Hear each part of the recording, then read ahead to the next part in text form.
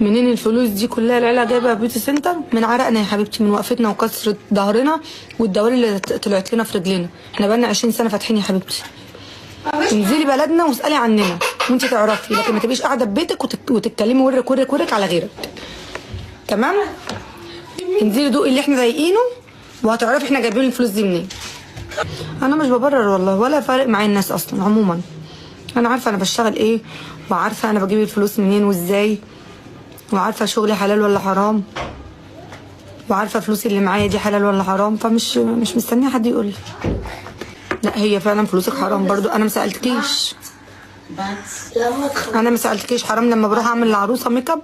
حرام لما بزين عروسه انت لما تتجوزي ان شاء الله، او الله انت متجوزه ولا لا، مش هتعملي ميك اب؟ يعني الفلوس اللي انت بتديها لصاحبه الميك اب دي حرام؟ هي ما تعبتش وشيت فيها؟ ازاي انت بتقولي ده؟ يا جماعه ما حدش يقول لي اختك لابسه اسود واختك لابسه ابيض. في ناس ما بتحبش اللون الاسود،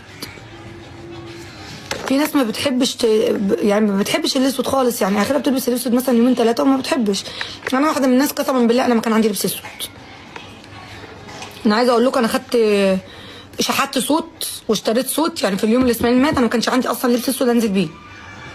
خدت صوت من واحده صاحبتي سودا ورحت بعد كده اشتريت. انا ما كانش عندي حاجه سودا خالص. انتوا ما عندكوش غالي